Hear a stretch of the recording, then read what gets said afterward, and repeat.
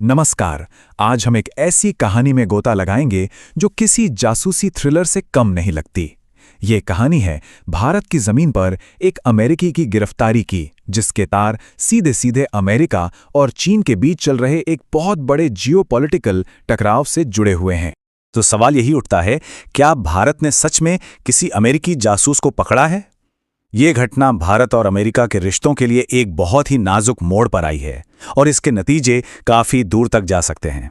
तो हुआ यह है कि भारत की नेशनल इन्वेस्टिगेशन एजेंसी यानी एनआईए ने मिजोरम में बिल्कुल म्यांमार बॉर्डर के पास एक अमेरिकन नागरिक और उसके साथ कई यूक्रेनियन लोगों को गिरफ्तार किया है। और एनआईए के मुताबिक इन पर आतंकी गतिविधियों की साजिश रचने का एक बहुत ही गंभीर आरोप है।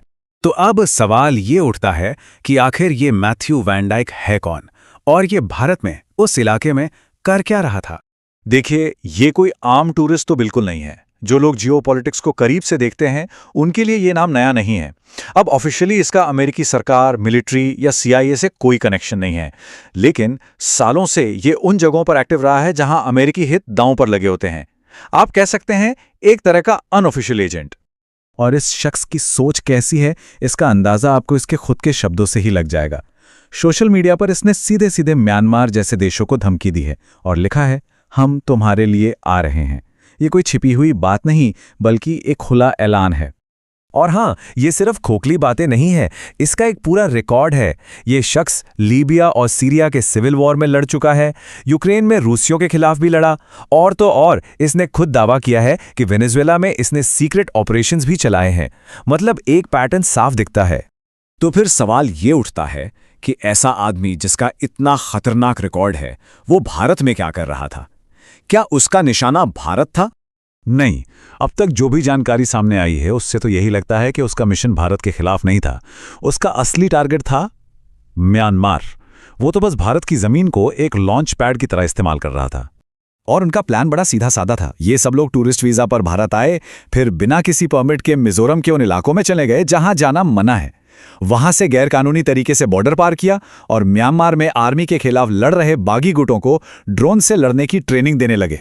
तो चलिए अब जरा बड़ी पिक्चर को समझते हैं। आखिर अमेरिका की म्यांमार में इतनी दिलचस्पी क्यों है कि वो अपने ऐसे अनऑफिशियल एसेट्स को वहां भेज रहा है?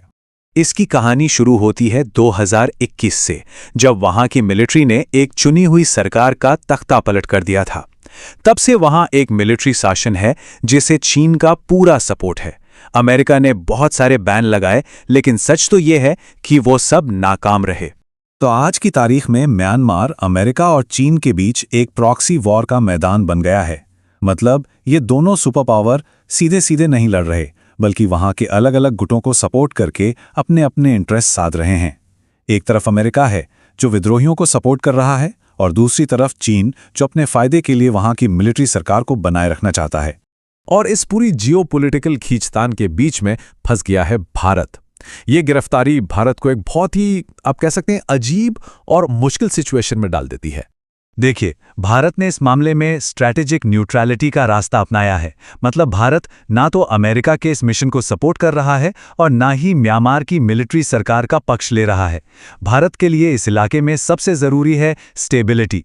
और बस यहीं पर आकर भारत और अमेरिका के इंटरेस्ट्स आपस में टकरा जाते हैं। अमेरिका हजारों किलोमीटर दूर बैठकर म्यांमार में सत्ता बदलना चाहता है, लेकिन म्यांमार तो भारत का पड़ोसी है, और वहां अगर जरा भी गड़बड़ होती है तो उसका सीधा असर भारत पर पड़ता है। तो ये स्टेबिलिटी भारत के लिए इतनी जरूरी क्यों है? देखिए, इसके 3 बड़े कारण हैं। पहला, सिक्योरिटी।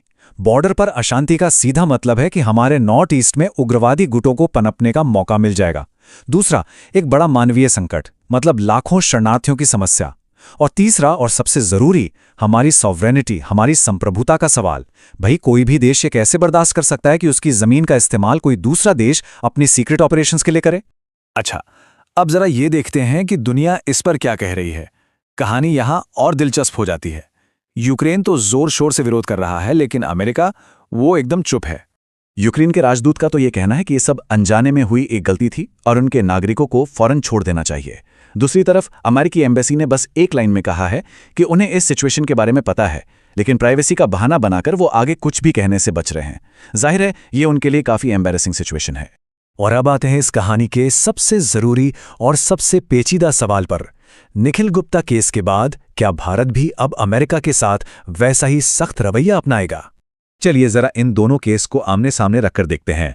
एक तरफ है निखिल गुप्ता का केस, एक भारतीय नागरिक जिस पर आरोप है कि उसने अमेरिकी धरती पर एक साजिश रची और अमेरिका उसे सजा देने के लिए उसके प्रत्यर्पण की मांग कर रहा है। और दूसरी तरफ है मैथ्यू वैन डाइक, एक अमेरिकी नागरिक जो भारत की धरती का इस्तेमाल एक दूसरे देश के खिलाफ साजिश के लिए कर रहा था और इस पर अमेरिका की तरफ से पूरी चुप्पी है।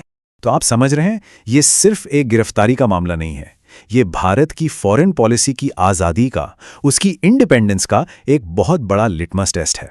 अब देखना यह होगा कि क्या भारत अपने कानूनों पर टिका रहता है या फिर जियोपॉलिटिकल प्रेशर के सामने झुक जाता है। आने वाले कुछ हफ्ते और महीने इस कहानी के लिए बहुत अहम होने वाले हैं। सवाल सिर्फ एक है, क्या इस मामले में कानून का राज चलेगा या फिर बड़ी ताकतों की जियोपॉलिटिक्स इसका नतीजा तय करेगी? ये एक ऐसा सवाल है जिसका जवाब हम सबको इंतजार रहेगा।